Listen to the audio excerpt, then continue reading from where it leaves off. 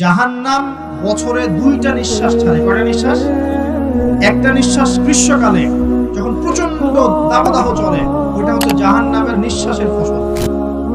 ওই প্রভাবে পৃথিবীতে এরকম দাবদাহ চলে। এই সায়েন্স বিশ্বাস করবে? করবে না। ওর বিশ্বাসের আমার যায় আসে না। আল্লাহ পাক বলেছেন সত্য, রাসূল বলেছেন সত্য। আরেকটা হচ্ছে শীতকালে যখন প্রচন্ড ঠান্ডা, তখন শীতকালে জাহান্নামের এমন একটা জায়গা আছে যেটা কিন্তু শীতল জায়গা। জাহান্নামের পুরো জায়গাটাই কিন্তু আগুন নয়, এমন জায়গা আছে যেটা কি শীতল। ওই শীতল অংশ শ্বাস ছাড়লে এই যে পৃথিবীতে সেই শীতের একটা প্রভাব চলে আসে, প্রচন্ড ঠান্ডা শৈত্য প্রভাব চলে আসে। এটা হয়তো অনেকে বিশ্বাস করবে, ভুল মনে করবে যে ধর্মান্ধ কথাবার্তা। হাদিসে আছে নবী সাল্লাল্লাহু আলাইহি ওয়াসাল্লাম বলেছেন, কে সত্যবাদী? এই পুরো সভ্যতার রাসূল সাল্লাল্লাহু আলাইহি ওয়াসাল্লাম। এই বিশ্বের সমস্ত মানুষ সত্যবাদী বেশি না আল্লাহর রাসূল বেশি সত্যবাদী? বাস, আর কোনো দরকার আছে কথা? কবরের আযাব সত্য না মিথ্যা? চোখে দেখা যায়?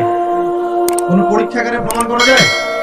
তাহলে পশ্চিমারা যে বলে পরীক্ষা নিরীক্ষা পর্যবেক্ষণ ছাড়া কোনো জ্ঞান নেওয়া যাবে না, তাহলে কি হবে?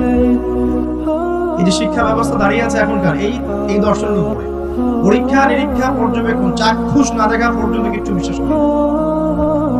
যদি বিশ্বাস করেন তাহলে আপনাকে বলবে ধর্মান্ধ হইবে। কি বলবে? কথা বুঝেন না আমার?